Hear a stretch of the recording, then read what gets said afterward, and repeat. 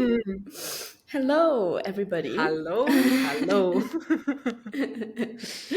Yeah. so do you wanna start or should I do it? I can start. So, Okay. why are we having this video? So, the purpose of this video is basically for us to talk about our Egypt trip in November this year. Yeah, that we will be, both of us will be co hosting. And yeah, so we'll be sharing some of the themes that came through, how we got to meet each other, how so many things happened. Um, Yeah, and I was listening to your voice message this morning. Then I realized that from our first Egypt trip together until now, it's like less than half a year. Yeah, I didn't But properly count it, but it felt like a year already. it feels like so long. Like so many things happened, and then you also did your own Egypt trip, and da da da da da da. Yeah, so Yeah, I mean, when you started to talk, I was like, oh, there's so much coming through that, like, wants to be shared already. So yeah, it's just a casual conversation. It's not really like an interview. I think from our side, we just wanted, I guess, people who are interested in this trip to get to know us, to feel into our energies, our frequencies, and whether, we are of the same wavelength. Because I think a mhm. trip like that is, to me, this trip to Egypt specifically, especially after the March trip I did, it feels like a very sacred pilgrimage. That it is not just a vacation. I mean, there are a lot of tour agencies out there that are doing trips to Egypt. So, how is this different to those agencies and those programs? We will have a lot of private visits. That's the first thing that differentiates it. I Kind of think escalated. kind of Yeah. escalated quickly. Um, I think for these private visits, they are very important, because when it's a public visit, it's the energy is very different because there's the energies of so many different people, like hundreds of them in the place, that it sort of, what's the word? Not cover, but like lay over, Layer. Yeah. like, yeah, layers of energies, so much so that certain people come and certain groups are very like rushed. So you feel into a lot of those energies, and then the divine original template of the energy and the function of the temple sort of is very, very subtle. So the private visits are, I guess, important because it's for us to be there present, just the energies of us and the temple, to then receive what we need and do what we need to do. Yes. So that's, you Yeah. have anything to add? Yeah, I mean, especially for Karnak and Luxor, when I did my trip in November last year, those weren't private visits. And Yep. then those are like really huge temples. You can really just feel all sorts of like other people's energy, and then different areas got different groups and then different energy. Then you'll be like, what's the energy of this place? What am I supposed to feel here? Yeah, what are we Yeah. meant to do here? Yeah. Yeah, and, And and so especially since I was also on a November trip with you that you hosted. And then the March one, I did private visits to Karnak and Luxor. So I really mhm. could feel, maybe not so much for Luxor, but for Karnak really specifically, I could feel it's very different when there's so many people versus when it's just us. Yeah, so just wanted to say that, add to that. Yeah, yeah. So last year I had four private visits. And then so Temple of Isis, Temple of Hathor, the Sphinx, and also the Great Pyramid. Pyramid. Yeah, and then for March you added on Karnak and Luxor. Yeah, and And then then so this that was time, six. Yeah, this time there'll be 7. Yeah, the Osirian, right? At Abydos. Yeah. Yeah, Mm. which is very important, I feel, because the past 2 trips we did were feminine, like all were females on the trip. And this time, well, okay, where do we even start now? Because the why is it now a mixed group, and the significance of it. I think we should talk about that, because for me, I don't know about you, but for me it was at the Sphinx. When we had our private visit, we finished and we were standing outside, just outside where the public visits are, where people can only see from from the Yeah. peripheral.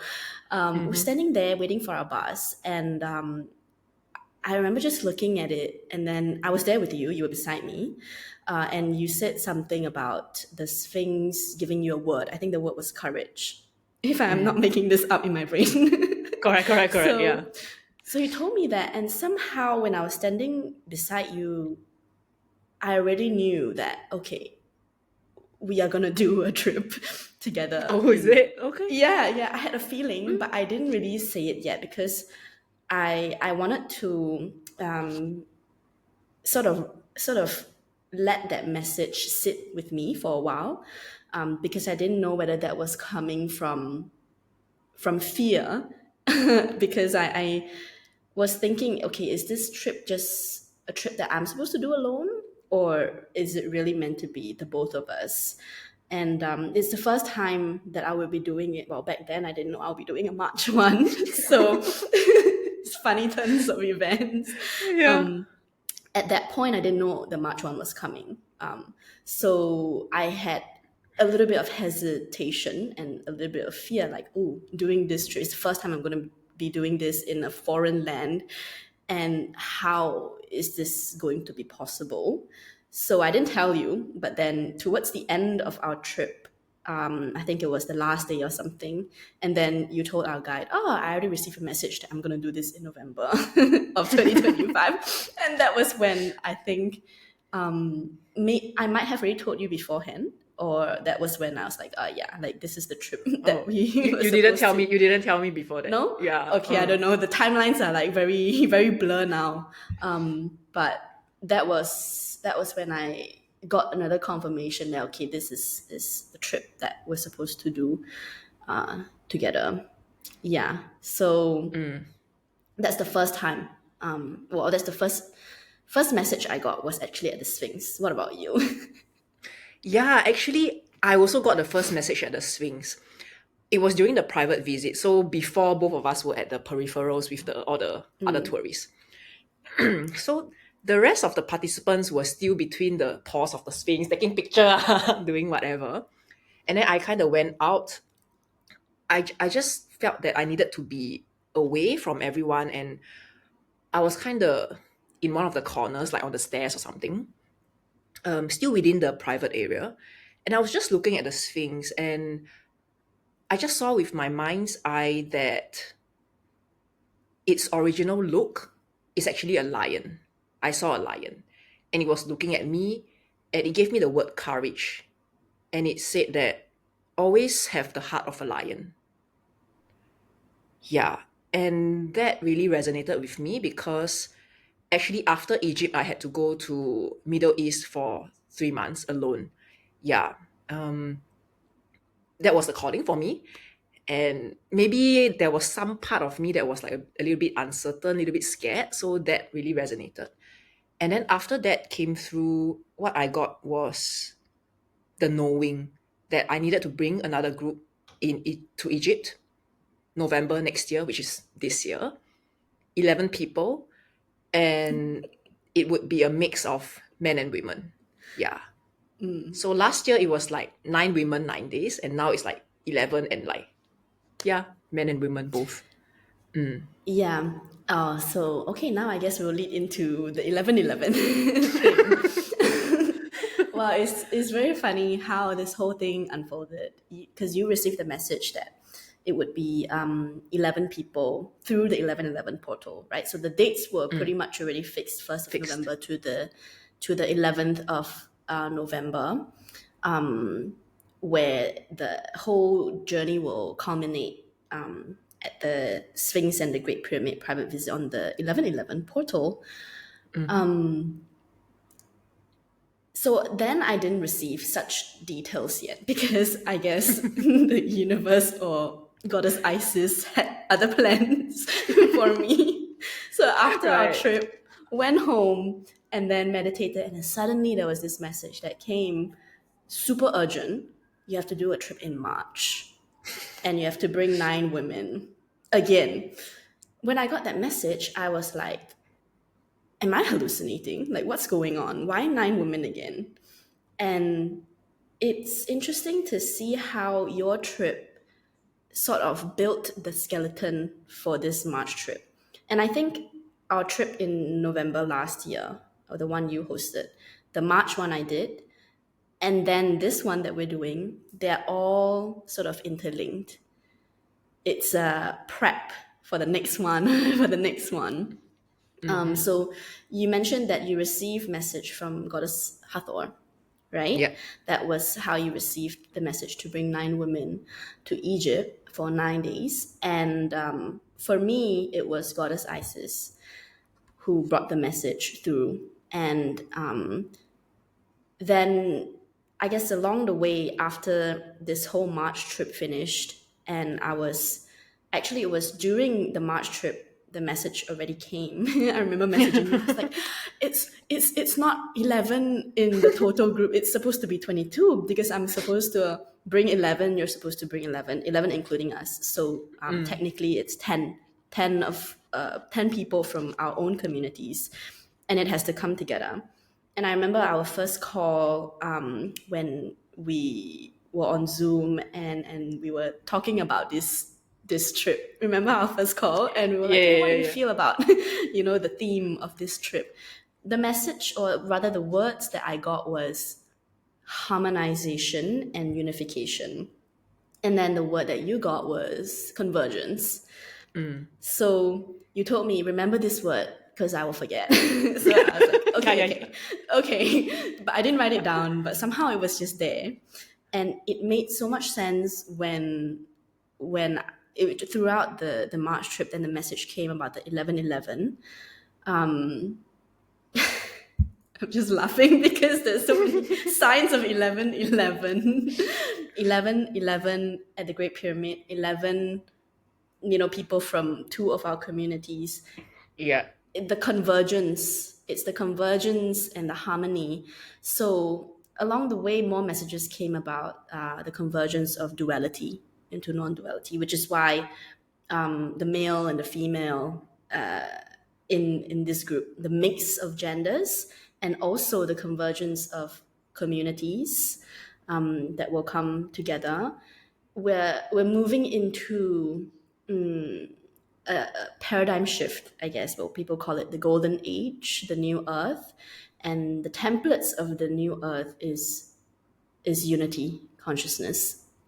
And then more information came through along the way recently about how in this new age, or in a sense this new earth, the way that we work is the way that we even come together is going to be very different because there's a lot of collaboration. There are a lot of sealed codes in a sense, or information that were sealed during the ancient civilizations, during Atlantis, during ancient Egypt, even the Mayan times. Like all of these ancient elders and civilizations and timekeepers, wisdom keepers are coming up, and they are sort of the guardians of this information. And even these temples, sacred sites, not just in Egypt. You've been to many in Middle East, and even in Greece when I was there were so many. And it felt to me that these sites, these land, they hold the codes of what we're ready to remember, because humanity has sort of reached that threshold, and the time is now, we're ready.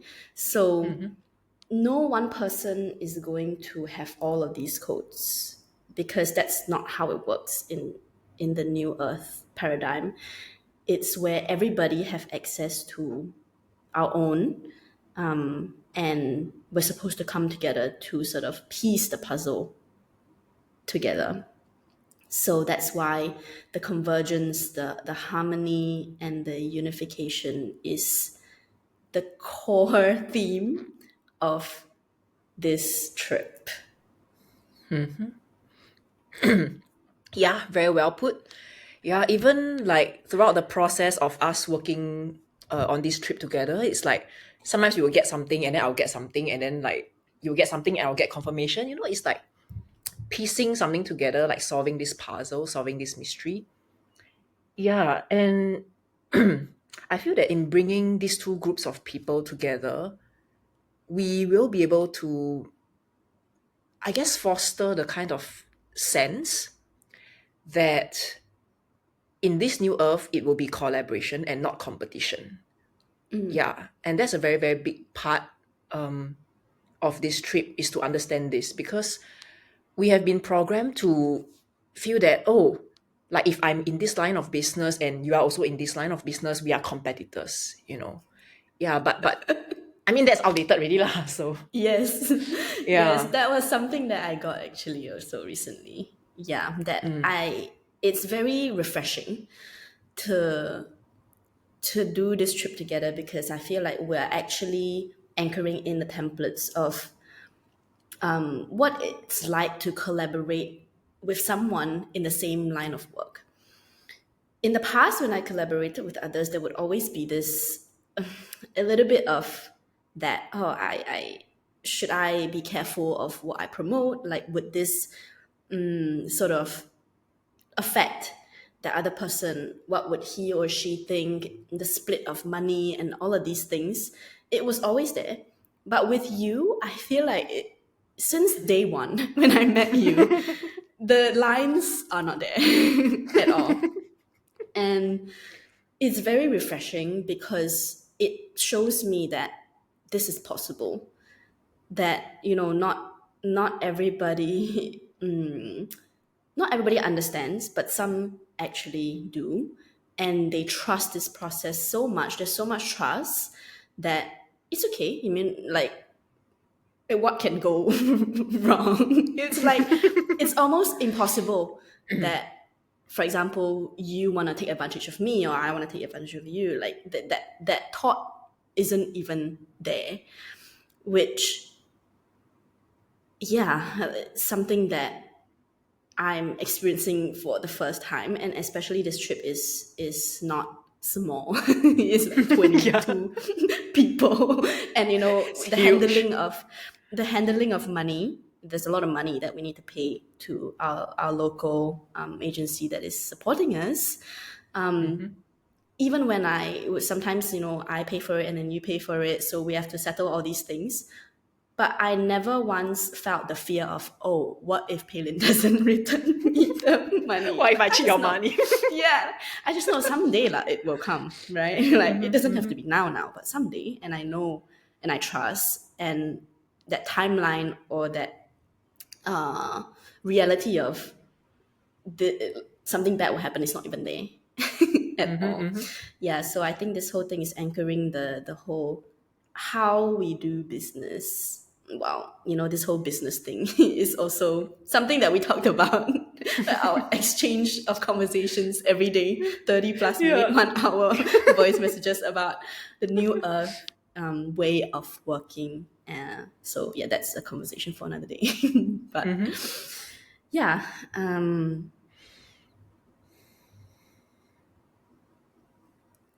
Mm-hmm. I have something to say, but I think maybe you want to say something. Anything? No, I'm just actually No. just flowing with your flow, and yeah, the flow was really nice. Yeah. What else do we have to talk about? What else would I people want to know? Like, Mm, I think. Oh yes. Okay. So as I was talking about the whole why it sort of makes a lot of sense now to me is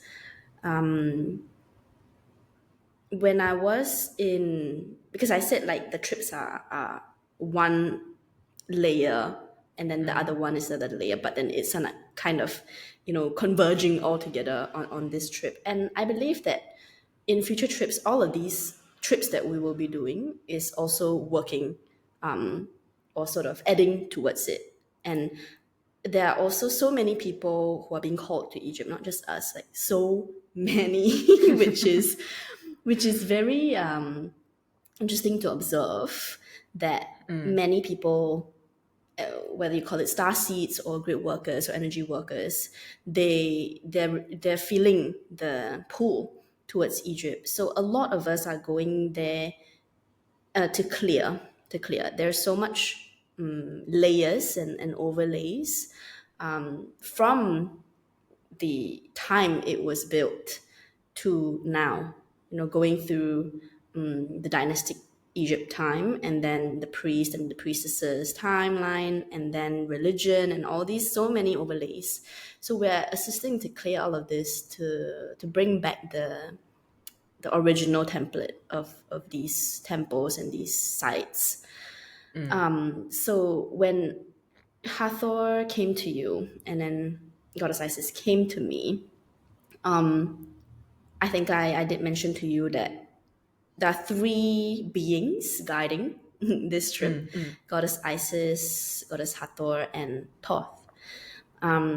So after our trip in November, Thoth kept coming up in my meditation. And he doesn't say anything. He doesn't speak. His presence is just there. And I would always ask, do you have something to say? Hello? Hi, I know you're here. You're here. Do you have something to say? And he's always just silent. But his presence is always there. And the emerald tablets also kept coming along with Thoth. But again, I don't know what about it because he doesn't speak a word. So I got so frustrated. I was like, okay, you keep coming up, but you don't say anything. Like, what am I supposed to do with you, right? So I just let it be. He's just hanging out in my awareness. And after my trip in March, coming back, integrating, it then dawned on me that, oh, a piece of what Toth was trying to convey is also about the fact that we're here to piece things together. Because I'm not sure where I heard this from, but the Emerald Tablet, pieces of it's being scattered all around the world, and it feels to me that it's a cryptic message that everyone going to these, feeling the call to these ancient sites, are receiving certain codes from a piece of that Emerald Tablet. And then when we come together, we're sort of piecing it together. And that's the purpose why it has to be scattered. Because if humans, we haven't yet learned and embodied unconditional love, which is the template of the new earth, if there's still greed, if there's still the desire for, self-interest, like for power, for control, if there's still fear and all these things, then if this sacred piece of thing is whole and one person reaches it, it's possible that history will sort of repeat itself in terms of the fall of these ancient civilizations. That's why it's being sort of taken apart and put into different places, and only different people can come together. Different people receive different codes, and then we come together to put it together. So Yeah, it's not just like you mentioned, many different groups of people are being called to Egypt. And it's not just to clear, but it's also to remember. yeah, Yeah, like the remembrance of our divinity, the remembrance of our past, like how things could be, and the remembrance basically of the new earth that is actually already in us, but we have temporary amnesia. And so we need to help each other piece our memories together. Yeah. And you were talking about Toph. I think I haven't told you this yet, but a couple of days ago, he also appeared New in my information. meditation. Yeah. Okay. Yeah, actually nothing much lah. Like you said, he's quite a quiet guy and he didn't say anything. So he was just there. Then I'm like, okay, bro, like why are you here? What do you wanna tell me? What do you wanna give me? And I just felt my body floating. Like, when you're on the surface of the water and you're just like bobbing up and down. I felt that he was giving me some form of like water codes. And I was very thankful. I was like, okay, I'll need that for Bali because I'm gonna learn free diving. And I'm like, I don't know what will happen. I may like freak out or something, but yeah, maybe he gave me something. And yeah, and that reminded me of the Atlantean Codex also. Yeah. Ooh. Yeah, that you mentioned there is this Atlantean stone in the Karnak temple that we'll actually need to gather at. Yeah. Yeah. Mm. I haven't heard of people talking about it as an Atlantean stone, to be honest. Oh, Our okay. guides, huh? Yeah, so basically in these temples there will be a stone. And the stone is always in the Holy of the Holies. What the stone was originally, I have no idea. But the stone has energy and we'll feel it in Isis temple. So the reason why Karnak always has a link to Atlantis for me is because even before I went to Egypt and got a very strong knowing that I will visit Egypt someday.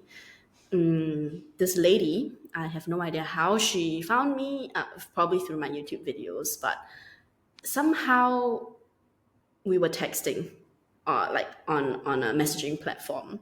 I don't know how I gave her my number. Usually, I'm very careful of who I give my number to. So somehow we were texting, and then one day she's in Egypt. She was in Egypt, and then she texted me and she said, "There's this Atlantean stone in Karnak Temple. I'm in Karnak Temple now, and I feel like I need to activate it for you." And I was like, "Whoa, whoa, whoa, whoa!" This escalated quickly. Okay, sure. Then was when I started. It was the first few times I started to have memories of my life in Atlantis, and there were a lot of pain. There were a lot of trauma and stuff that I have to go through. The fear of the ocean and things like that. So she said she sent me a couple of voice messages as she was doing, like she was connecting to me and the stone, and the first thing that she told me was, "I sense a lot of water. There's a lot of water around you, and you need to heal that in order to move forward." I don't exactly remember what other stuff she said, but that was the thing that resonated at that moment with me the most, which makes a lot of sense now because even for this March trip, I had dreams of like a group of women in robes, white robes, sitting in a circle in a dome underwater. And I saw a lot of waves crashing on the dome, and everybody was just closing their eyes. And I know they were trying to do something because I was part of them. But I saw the waves and I was like, this dome is going to break at this rate. The waves are crashing. Like, hi, everybody, can wake up. Nobody listened. Everybody was just doing their own stuff, and then the dream sort of, dreams are dream, right? It becomes like weird. You go into another place, and somehow I was in this tropical place like Thailand or something, and I was like on a tree house, and the tsunami was coming, and I thought a tree house would be safe, but apparently not. And then the tree house sort of fell, and I woke up. I was like, whoa, okay. I didn't think much about that dream until we finished the March trip, and I realized that, okay, this is part of what we need to heal as priestesses. in Atlantis and then in ancient Egypt. So that's the relation to Karnak Temple and Atlantis. And I think it's our guide that also said that he believes that this place is actually an academy. Karnak Temple is like an academy. An academy for what? Nobody knows. Perhaps for Atlantic, like mystery schools, basically. Mystery schools, ancient teachings, and all that stuff. So yeah, we'll receive some quotes, the Atlantean Codex. Oh yeah, and talking about this, so I guess when we mention, okay, so let's talk about this. How to unlock this codex? I think a lot of people have questions like, what are you talking about? Like unlocking this, and then what will we receive, and what's gonna happen? Codex is basically, at least what I understand from my meditations and certain things that come to me. Codex is like a file, like a zip file. When you download something and the file is too big, it's zipped and compressed. That file, to open it, some of these folders have a password.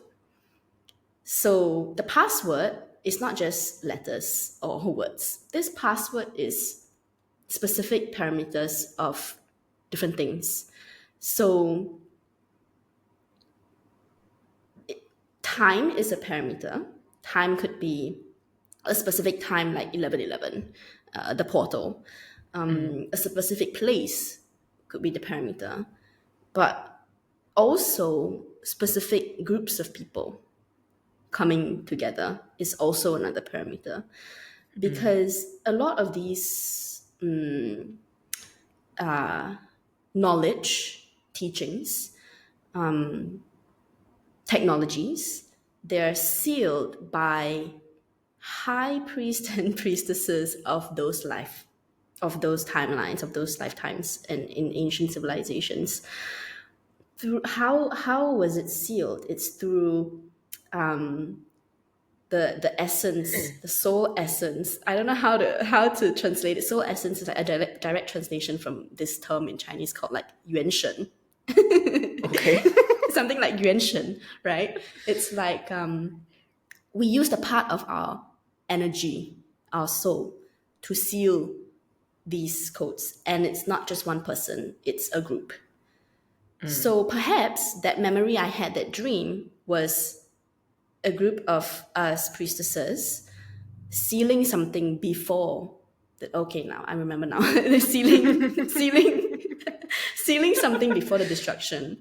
And I now know why I had such a emotional time in the Isis temple, and I felt like there was a time gap. Like something was not really right. Like it wasn't bridging. It didn't make sense why, yes, we all went to ancient Egypt and we were priestesses of Isis, but how come I'm feeling this sense of separation and this sense of guilt also? In fact, a lot of participants also did feel like there's this sense of guilt that something wasn't done or completed in that lifetime. So perhaps we were sealing something and we didn't seal everything in time. And some of it wasn't sealed properly. Perhaps, I don't know. So perhaps that was where the guilt was coming from. So yeah, the parameters, why specific people are being called to groups to go to Egypt is probably because of that. Is part of the reason that we have to come together at a certain place at a certain time. And with us originally who sealed certain codes to go and unlock these codes. So what are we supposed to do? Actually nothing. We just gotta be together and we just gotta be together and go to that place. You might not even need to be there. So a lot of the times, actually, grid work or energy work or whatsoever, whatever this work is called, you don't even need to be, let's say, inside the temple or in the Great Pyramid to receive the energy. Actually, a lot of it happens already around it. So, yeah, thought I would share that because I think it's very specific people who are being Called. called, yeah, for this trip. Yeah, like when you were mentioning the unlocking and what it takes to unlock, I saw like this very long passcode, like of like many, many letters or symbols or whatever. And then it's like every person will have that bit of energy and frequency that is that symbol or letter, and everything will actually piece together. And it needs to happen at the right time, at the right place. And the right time is now. Yeah, because now we are ready. And that is also why there is so much new information about the pyramids that are surfacing and coming out. Yeah. And like what you said, not everyone needs to be there in person, but just by tuning in to all these things, just by being aware, just by seeking, looking for information, trying to find out, okay, I have this fragment of memory, what is it about? I want to know more about it. And just by seeking, you will actually slowly get more remembrance. And I think that's what is really needed at this point in time in all of us, like light workers, healers, star seeds. Yeah. To activate each other's remembrances. Yeah. I think we both have interesting recordings of our quantum healing hypnosis session on our Yeah, YouTube yeah, yeah. channel, right? Yeah, yeah, yeah, yeah, yeah. About our lifetimes in Egypt. I mean, I remember Your I had lifetimes. one. I remember I had one really, really weird. A couple of really weird ones. Yeah, but you can listen to that. I'll link it. We'll link it in the description box to that video or to those videos. Yeah. My hair is like standing. I'm like trying to Standing. like smoothen it. Yeah. Yeah, so this whole trip is going to be 13 days, 13 full days, right? Including the arrival. So 1st of November to the 13th So of, 13. November. And we'll both be there. So you won't really know. I mean, if you're coming on this trip, you won't really know, who is from Palin's community, who is from Shora's community. It's not meant to be known in a sense. It's supposed to converge, like how this trip is supposed to be, that there is no separation of this is yours, this is mine, I'm part of this community, you're part of my somebody else's community. Even in male and female, the gender, there is not supposed to be a separation. I think this needs to be brought up. It's quite important when we talk about feminine and masculine. I mean, we have both aspects of that within us. And I think for the wounded feminine and the wounded masculine, there will be that sense of when you hear people talk about the feminine, maybe the wounded masculine will be like, why? Why is it, the feminine? When we talk about the females will be leading this new age. Leading, I don't mean leading like ruling, but guiding everyone back to ourselves. We are all essentially just guiding each other home to ourselves. The work needs to be done by ourselves, obviously, but you can be a reflection of me, I can be a reflection of you, someone else. We are all mirroring each other. So we're all guiding each other home. And it's not about who's better or who's not, who's of a higher level or who's of a lower level. Like, these hierarchies are dissolving, and even the separation between male female is separating. So it's not really a fight of who's better and what to prove, but it's a merging, a unification. It's like the yin and yang, right? I'm remembering this very funny joke. Okay, it's the unification of feminine, masculine, and I think in Osiris temple and what's the other one, in the goddesses temple, and also in Osiris, because Osiris is very related to the myth of Isis resurrecting Osiris, putting the pieces of his body together to resurrect him. And I feel that it is such a symbolic representation of the divine feminine sort of holding that space for the masculine to heal. Because there's so much wounds and programming, conditioning in this world that we're living right now, that is telling the men, you have to be a certain way.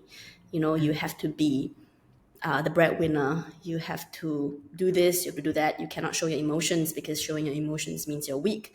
There is so much wounds around that it makes the masculine, the word I always get is like hard, like there's a shell around that you have to toughen up, and you cannot be soft because softness means weakness. But the feminine is here to show that even if she is soft, she can actually also be fierce, but in a soft way. Yeah. So in Osiris, I think the males will have a lot of healing, and the feminine, the females are there to hold that space. At least the vision that I got, which I shared with you, is that would sit in two circles somehow. Whether that's possible or not is a different story, but somehow it's a vision I got, that the male, and then you said, oh, I have clarity now, that the male will be in the inner circle and then the females will be in the outer circle. And I saw the vision of the female's heart and opening up, and there was light coming out and all pouring towards the males in the inner circle. So that's going to be very healing, I guess, for everyone, but very specifically also for the men. And then in the goddesses' temples, it's showing also how the male can hold the space for the females. Hold the space, meaning not that you're less important, but in terms of the masculine energy, it is the structure that provides the safety and the structure, for the female, the feminine, to feel safe to flow. So it's like when a phoenix wants to fly really high, she needs to be grounded also. So what's this grounding energy? It's the masculine energy, whether that is her own masculine energy or a divine masculine in the physical form. Yeah. So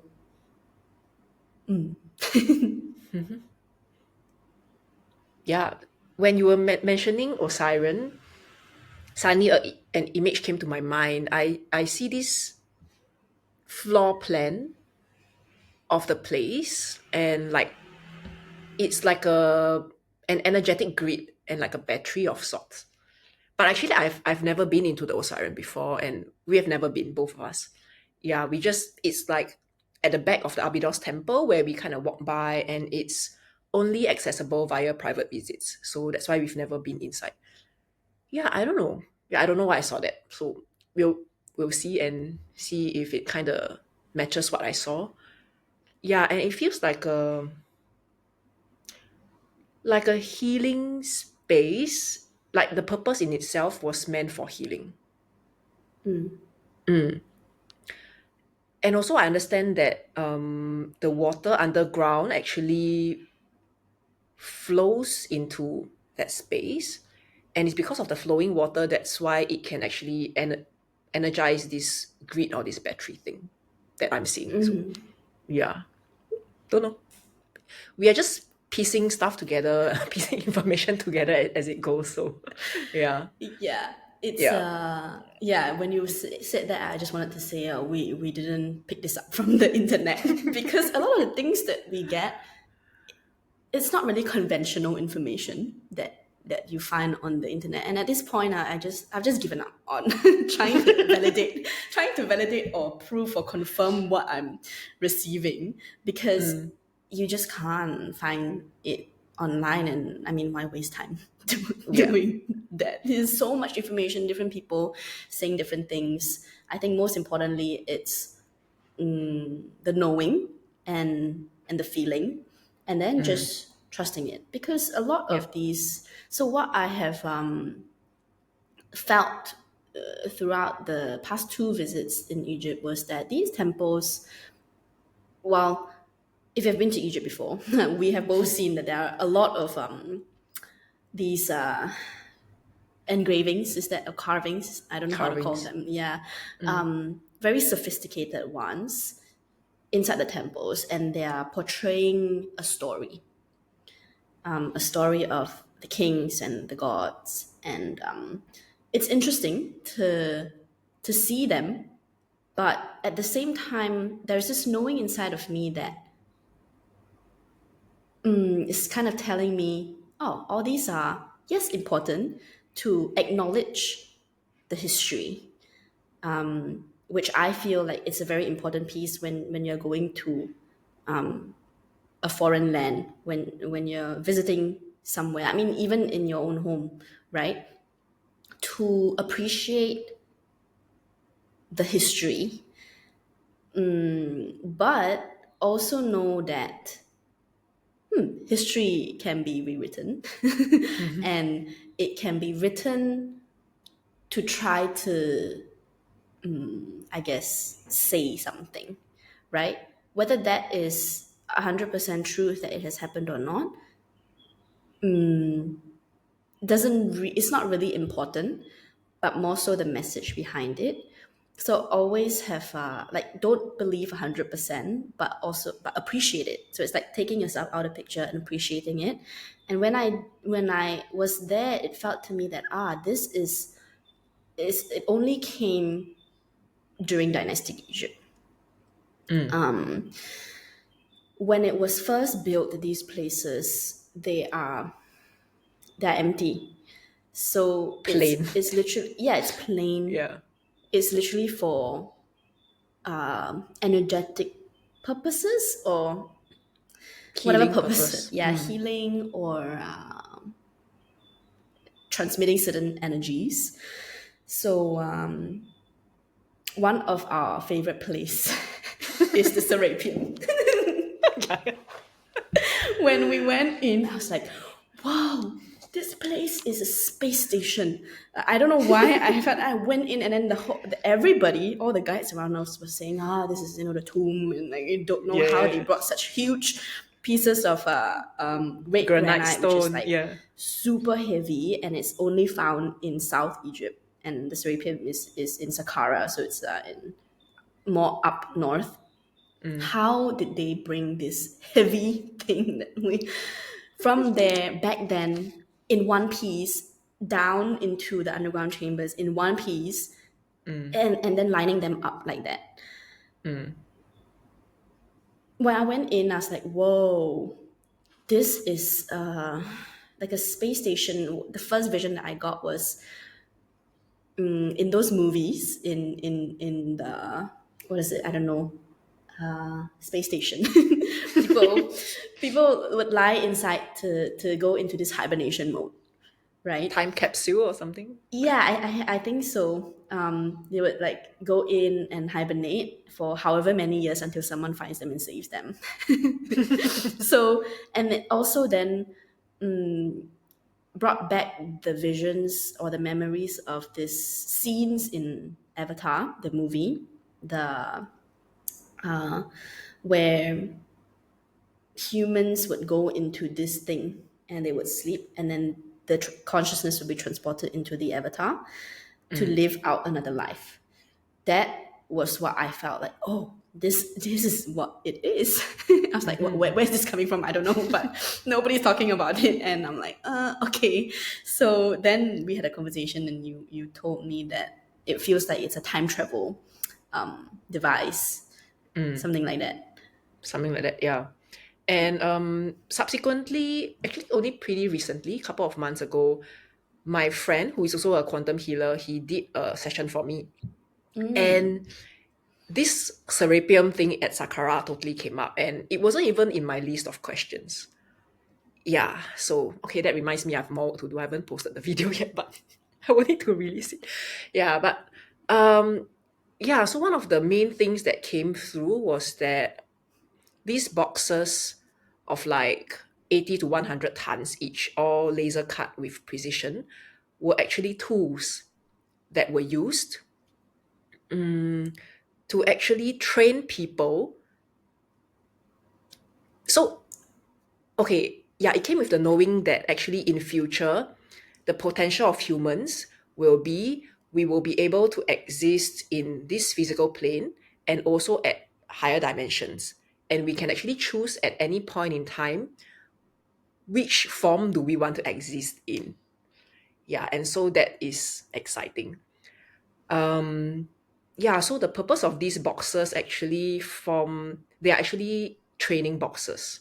So for people that aren't able to just naturally, oh, now I'm 5D, now I'm like 9D, or now I'm 3D and I want to eat some nice food, if they can't do that yet, they will actually go into these boxes and be able to easily experience that, easily tap into the other dimensions.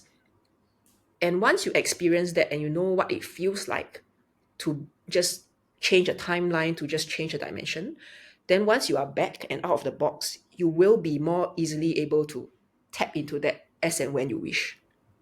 Yeah, so that was what came through. Yeah, it's like you can go anywhere. Yeah. Yeah, I can go. And then now it's reminding me of this thing you shared recently about the sarcophagus that when you lie in it, and specific notes, specific tones, and what will happen. You want to share that? Yeah, it was during meditation where I saw that I was in the Great Pyramid, and this sarcophagus or stone box was actually, I mean, it's not a tomb, lah, okay? So it was But we actually, all know that now. yeah, I mean, everyone knows.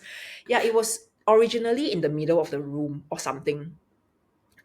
And when you lie inside and you tone or hum different frequencies, it will actually resonate that box because it's made of granite, and it contains like 50 to 70% quartz crystal. So it really amplifies energy and amplifies your intention. So when you are inside and you tone different tones, you will be able to connect to different galaxies, different star systems, access wisdom from wherever you need information from. Yeah. So that was what I got.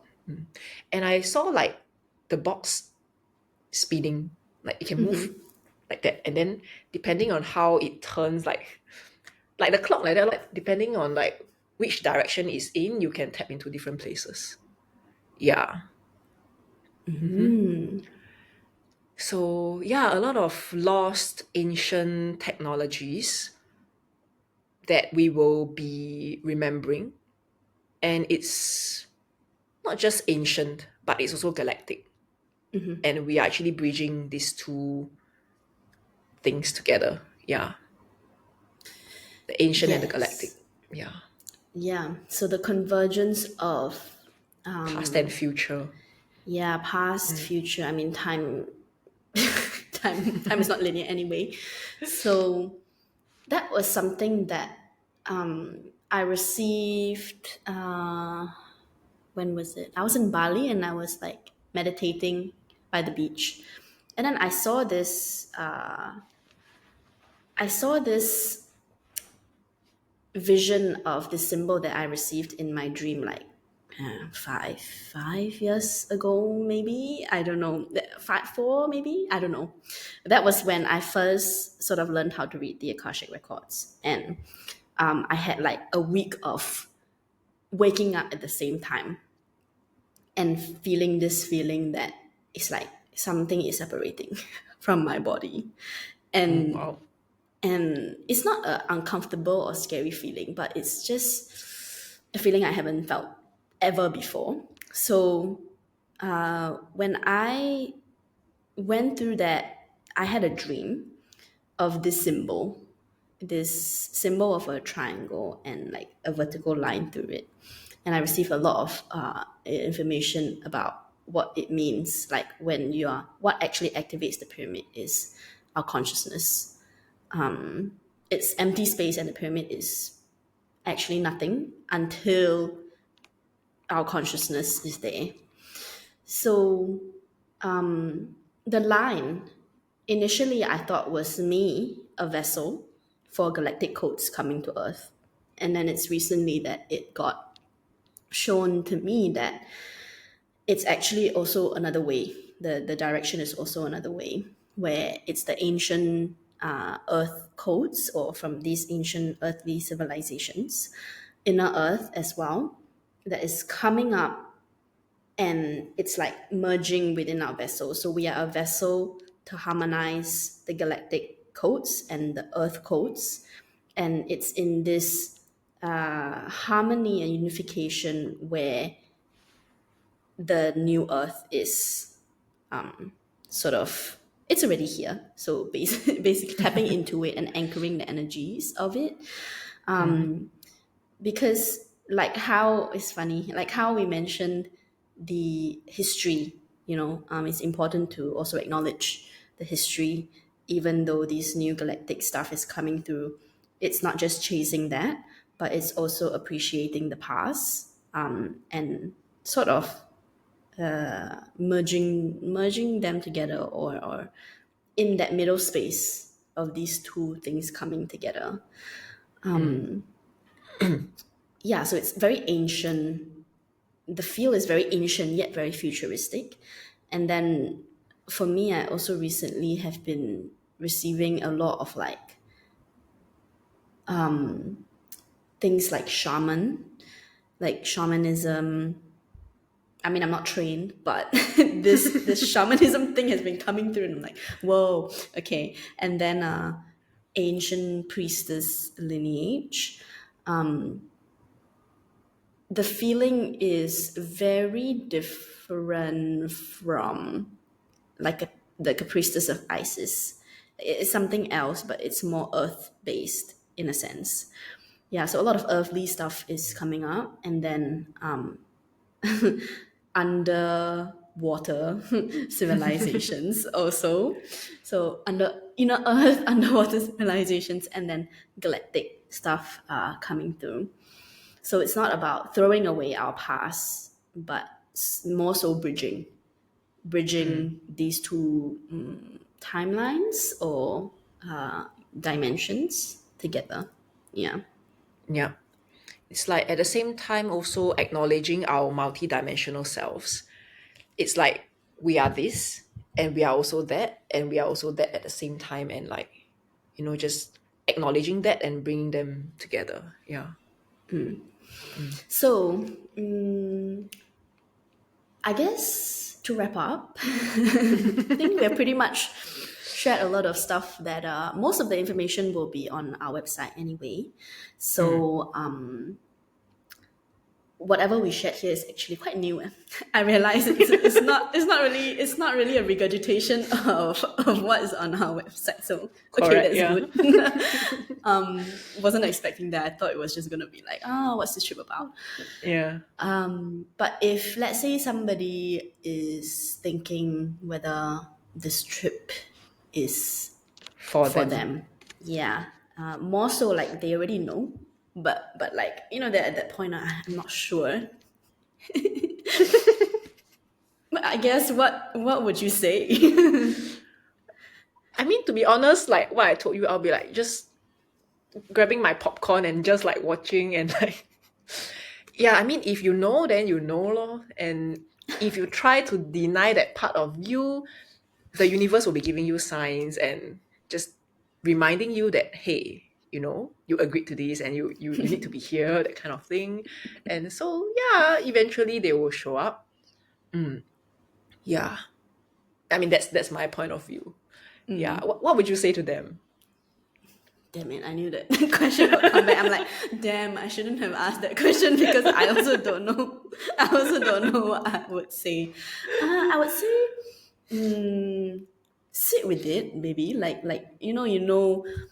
I guess if you resonated and you watched to this point, you probably resonated a Yeah, lot in with. 1 hour already. Yeah, it's already one. Right when you said that, it was 1 hour and 11 seconds.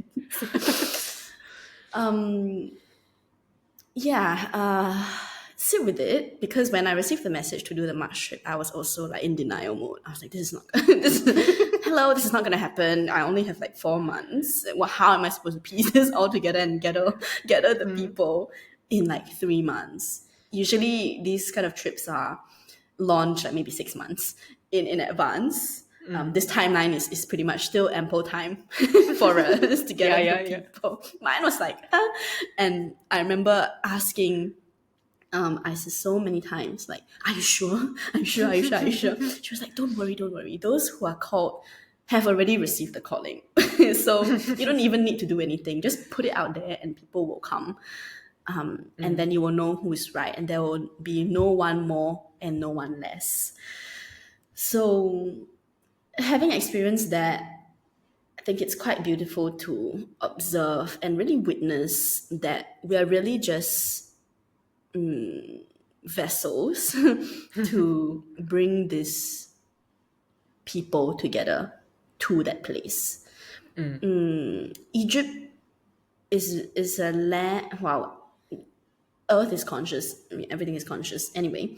But I think Egypt has something to it. I still can't quite put into words. It's very medicinal. Also, that's why I said like this trip is not a. Yeah, we will have fun, but it's a soul remembrance.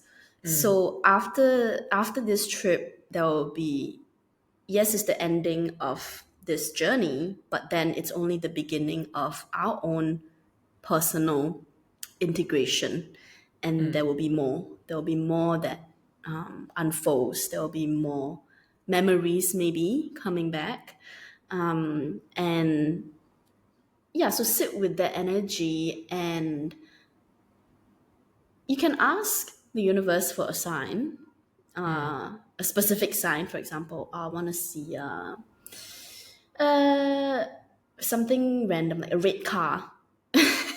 within well, I don't know if that's very unique, but whatever you find lah, whatever you decide to ask, and then receive that confirmation. But I think you will already know inside whether this is for you, and after a couple of days or weeks maybe, then apply, because after the application we will have a sort of like a call, right? Like a call where we will chat and we will answer any questions that you have, anything you want to know about the trip. It's also a way to get to know us more in a sense, and feel into our vibes and personality. So after that, then you will probably have more confirmation. And then on our side, we will also do our what's the word, due diligence in us, due diligence. We will also feel into your energy, because this trip, I feel there will be specific people. Then we don't know who it is now, but it's only after having a conversation where we like certain, yeah, then we will know. There will be further confirmation, and whether it's a yes or no. So yeah, it doesn't mean that you apply. You will come. So the application doesn't mean that you are for sure coming anyway. So we will, both sides, it's like both sides will tune into it, and then feel into who will make up this group of 22. Saying this is like, I don't know how 22 is gonna So many be. people. Yeah. don't know how it's gonna be because we have only done 9. So 9 is very, very intimate. I like it. People bring like 40 plus people and 100 over 200, people. like I'm like, how does that even happen? Yeah. Yeah, I don't know, but we Yeah. would like it to be close and we like it to be intimate. So yeah. Yeah. But I mean, so initially when you mentioned 22, remember I got like a shock. I'm like, 这样多人. So many Yeah, people, basically, that's what she said. correct. Yeah. And then subsequently I received like sort of like a calling or a message to go for this hiking trip with like Okay, this yes. this group of people in Turkey that I haven't met before, but they have this hiking group that I thought there would be like maybe 10 plus people that would be going, but in the end, like 29 showed up. And I was like, so many people. Whoa. I was like, whoa, whoa, whoa. Like, I didn't know how it would be because usually with such a big group of people, you have like all sorts of personalities and everything. But somehow during the entire hike, we would like, pass different people at different times. We would have like short chats with each other. And I just realized that everyone, every single one that I talked to, and I talked to at least 10 plus people, everyone was so wholesome and understanding and curious to know your point of view, even if your point of view is different from theirs. And I think it kind of just healed like this limiting belief in me that, you know, if you have a lot of people, there's bound to be like some that would like step on your toes or trigger you in some way. Yeah, but it's actually possible when everyone in that group is conscious and they are aware and they seek to understand. Yeah, and that's where there would be harmony, despite the large group of people. Differences. Yeah, differences. Yeah, lor. So yeah, it's my healing process also, doing all these things. It's yeah. Yeah. It reminded me of this thing. So the 11:11. So as soon as I said the 11:11 thing, I'm a bit slow. I'm a bit slow to pick up some of these, synchronicities. I told you 11:11, and then only recently I was like, oh, 11:11. I mean, we're having our trip, and our Great Pyramid is going to be on 11:11. Like literally 11:11 11. converging. Two groups of 11 converging in the pyramid. And then this is the funny story. Well, it's not funny, but it's quite mind blowing. We were at the this resort in Cairo, right, for our March trip, and my room. Okay, when the person handed me the card for the room, it said room 1111. And then I just got, I don't know what about that room. Does it even exist? Because I mean, what are the odds, right, that I would get a room 11:11? And then only now I realized, like, holy crap, it's 11. It's telling me 11:11. And there were so many times there were instances where I have to say my room number during breakfast, or like somehow I got lost by the pool area and I wanted to like find my way back. and I would ask like the people working there, room 11:11, like 1111 for once, and they would look at me with this like either they would pause and they would smile, or they will ask, "Are you sure?" And I'm like, yes, like 1111. Does this room exist, right? And they're like, yeah, yeah. So I don't know what about it still, but I remember when I told my mom this story recently, she was like, is this room made of ancient, not ancient, sorry, Asian moms who will be like, this room, like, for sure something weird happened there, not supposed to have anybody stay there. Okay. Oh my god, yeah, Asian moms. Yeah, Asian moms would be like, oh, those horror stories, the horror movies of how certain Yeah. rooms in hotels are like locked because weird stuff happened. Bad stuff happened, yeah. Yeah, and then she's like, "You live in that room? Like that room isn't supposed to be, not supposed to have anybody staying there." I'm like, "Huh? No.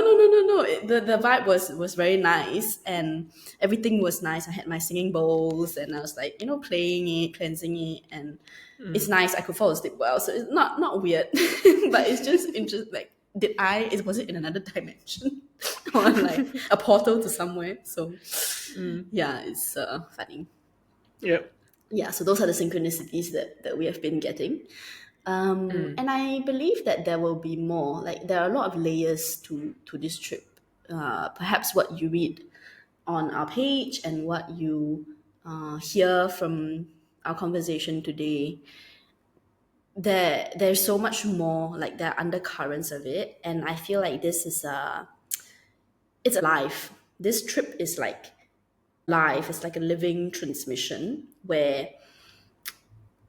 even if we didn't share it, at some point I was like, I actually want to challenge. I want to challenge this limiting belief of mine that I have to promote this. I have to share this. I have to put it on my YouTube. I have to put it on my stories. I kind of want to not share anything, and I want to see whether people can feel into it, because it is a living transmission, and those who are really called will receive something, and somehow they will text me and send me an email or a private message. So I don't know, but yeah, let's play around with that. And I believe this whole conversation has also gridded the journey. Yeah. So thank you for joining us. It's one Yes. one one 1 hour 11 minutes. Thank you for joining us. And if you're interested, yes, check out the links in the description box below. Yeah. Yeah. And what we have are only certain pieces of the puzzle. So if you have other pieces, feel free to let us know, and we can piece this co-creation together. Yeah. Yeah. Especially if you have interesting stories or like dreams about a lifetime, or messages that are coming through. Or even just a Yeah. knowing. Yeah. Or even just a knowing. Yes. Okay, that's it. Bye bye. Thank you, and hopefully see you Thank on the you. trip.